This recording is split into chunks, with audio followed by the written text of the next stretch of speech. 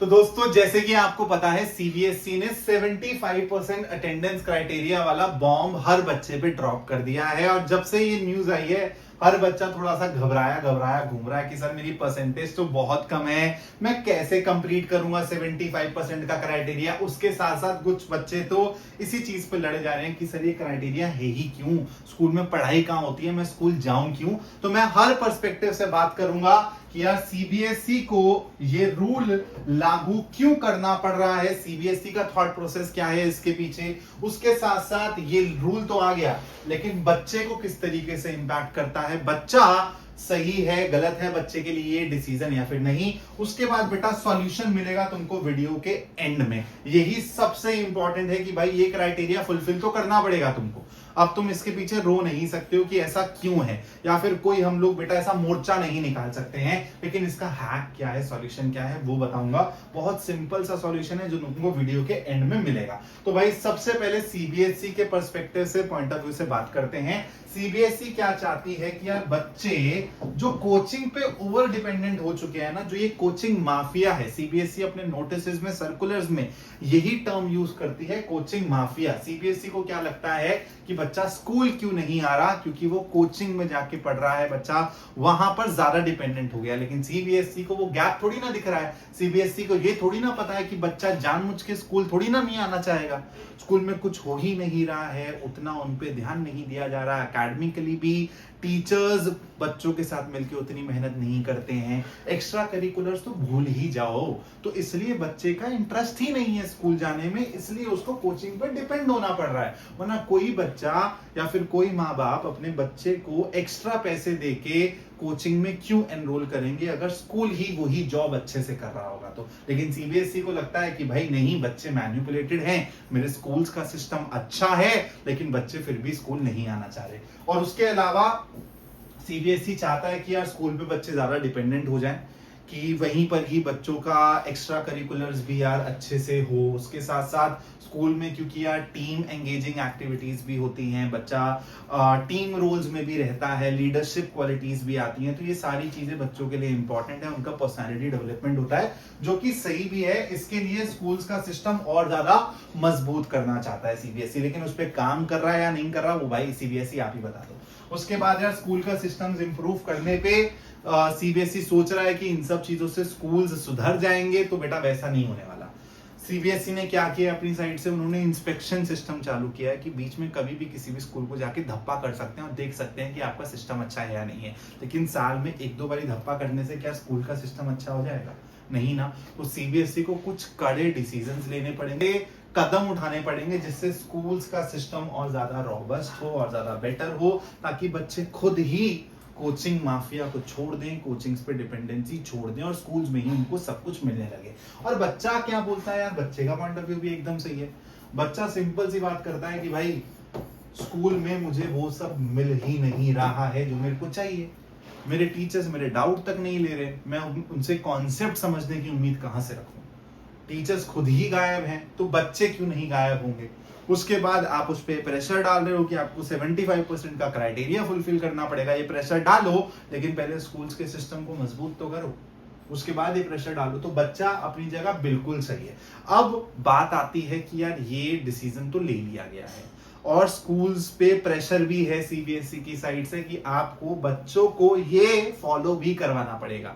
जो बच्चा इसको नहीं फॉलो कर रहा होगा उसको क्या क्या चीजें फेस करनी पड़ सकती हैं भाई। उसको 2 या 3 वार्निंग मिलेंगी। पहले तो कि तुम्हारा अटेंडेंस बहुत लो है, स्कूल आना चालू कर दो। उसके बाद तुम लोगों को और तगड़ी धमकियां मिलेंगी कि तुमको बोर्ड एग्जाम में बैठने नहीं दिया जाएगा।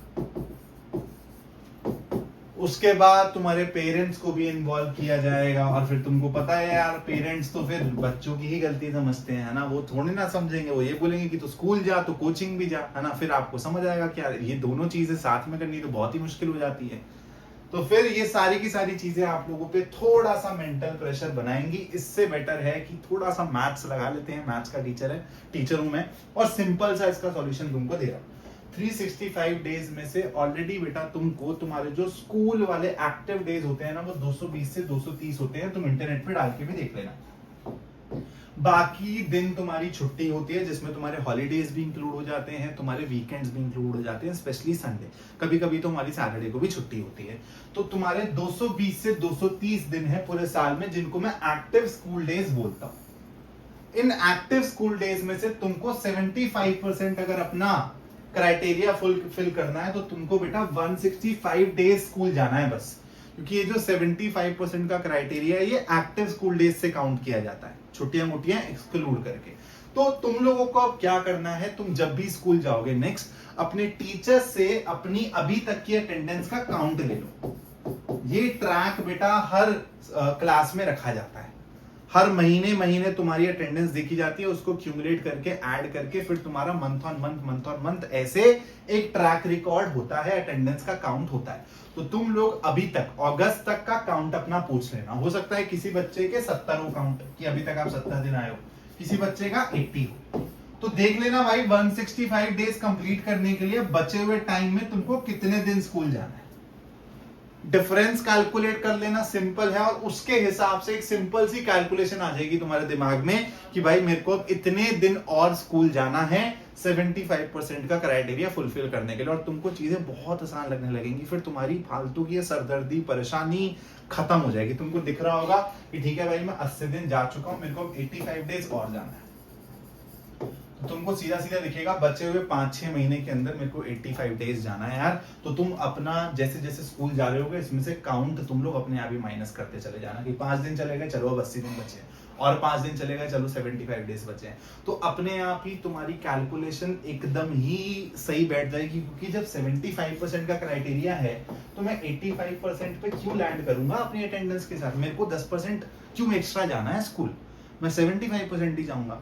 तो इसलिए ऐसी एक कैलकुलेशन करके उतने ही काउंट के हिसाब से अपने आने वाले महीनों की प्लानिंग कर लो कि तुमको हफ्ते में 3 दिन जाना है, 4 दिन जाना है, बाकी आराम से जो भी तुम्हारा टाइम बचेगा उसमें तुम अपने ऊपर काम करो, एक्स्ट्रा एक्टिविटीज में अपने आप को इन्वॉल्व करो। म्यूजिक का शौक है यार, म्यूजिक क्लासेस में जाओ, डांस का शौक है, डांस क्लासेस में जाओ, मैथ्स पसंद है, मैथ्स की कोई अलग लेवल की, ओलंपियाड लेवल की तुम कोचिंग लो, ट्यूशंस लो, खुद से बेटा यूट्यूब पे तुमको बहुत सारी चीजें मिल जाएंगी जिसमें तुम प्रैक्टिस कर सकते हो। तुमने एनसीईआरटी के सवाल लगा लिए, मेरे ही चैनल पर तुमको काफी अलग लेवल के प्रीमियम क्वेश्चंस मिलेंगे, हॉट्स लेवल क्वेश्चंस मिलेंगे। तुम्हारे पास जो भी टाइम बचता है तुम अपने आप को अपग्रेड करने में लगाओ, चाहे अकेडमिकली अपग्रेड करना चाहते हो, चाहे तुम किसी और एक्टिविटी में अपने आप को अपग्रेड करना चाहते हो। ओवरऑल बेटा मुद्दा क्या है कि यार बच्चे की पर्सनालिटी डेवलप हो, एंड सीबीएसई भी वही चाह रही है और हम भी वही चाह रहे हैं और आप भी तो वही चाह रहे हो। आई होप आपको ये सॉल्यूशन पसंद आया होगा, ये वीडियो पसंद आई होगी। अगर आई है तो अभी